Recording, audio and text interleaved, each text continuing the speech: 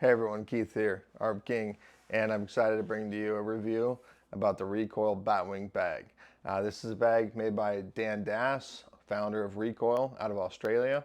And I'm sure you've seen some things on social media. A few people have these bags. I was fortunate enough to get one of these at TCI, the Expo in 2024, and I was asked to test it. And I can tell you that I've not been disappointed, and I'm going to go over some of the features and talk to you guys about it right now. Overall, it's a climber's rigger bag. It can be used for climbing gear, rigging gear. It can be used for arborists. Any kind of job detail that requires you to work at height where you need climbing equipment. If you are a guy that likes organization, this is going to be a really good bag for you as well. But heavy duty vinyl so far. On the back side, really quick, just to get into it, big, large backpack straps. These are wide and they're thick. They're padded, which is really nice. Chest clip. It does have an accessory loop right here. I think Dan's going to create a waist belt aftermarket for it. I did not get one of those to review. Padded. When it's loaded with gear, it does maintain rigidity pretty well. On this side here, you've got laser cut MOLLE panel, which is nice for added accessories. This is a water pouch here. I think Dan's also got the deploy coming out soon, so I know the deploy will fit on here soon. Turn it around.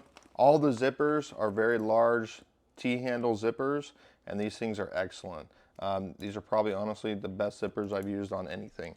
They're extremely heavy duty and they're easy to grip even if you have gloves on.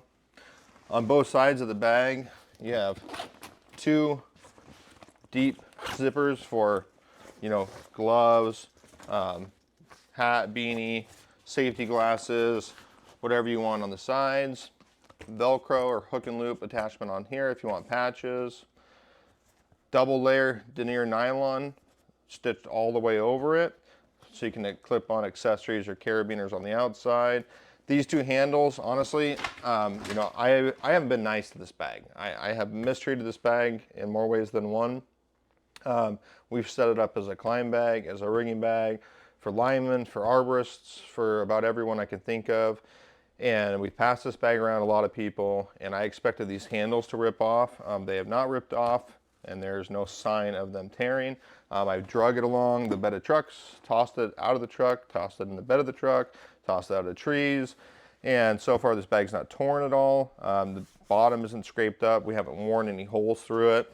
There's one small hole here from a sharp object that I think was inside of the bag, and that hole hasn't stretched or torn or elongated, which is nice. And then on this backpack strap, again, none of the stitching is torn, but we are starting to see a little bit of white stitching right here on this corner. So maybe a weak spot, but so far over the 7 months of testing, it has not failed. So let's open it up. So this first pouch right here up top, it's got a big zipper.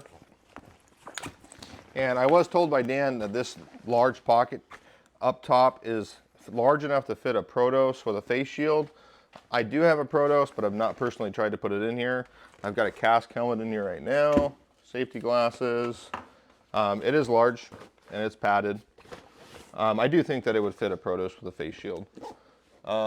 Actually, here, I'll have my son give me a hand. Tobin, behind you, that yellow helmet that's hanging up, would you grab that? And let's see if that fits in here.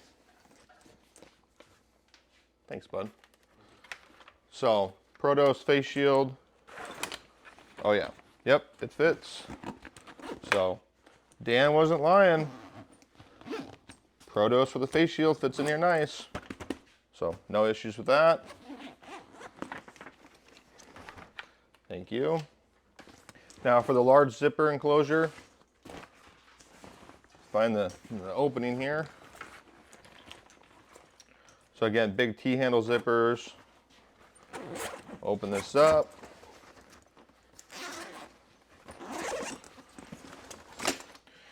And upon opening it, we have two large zipper panels on the inside. I've got gloves in this one, a spare tarp in that one, but these are large. And then we can splay this bag open if we unzip it all the way. And what we find inside is quite a bit of space. I don't know what the liter size of this bag is, but I've had my Kinesi Max in here. In my Kinesi Max, if you've seen it on any of my other videos, I have a lot of transporters on it. It's not exactly small. It doesn't fold up very well, but that fits in here. I've got a lot of basil anchors in here. Right now it's kind of serving as my mechanical and accessory bag. So pop-up box, basil anchors, and then you have on each side of the wings 3 large pockets. They can be buttoned or unbuttoned to make them larger or smaller. They are stretchy, so they do hold equipment in them really well. I haven't anything dislodged or moved. And then you have all along this, let me turn it here for y'all.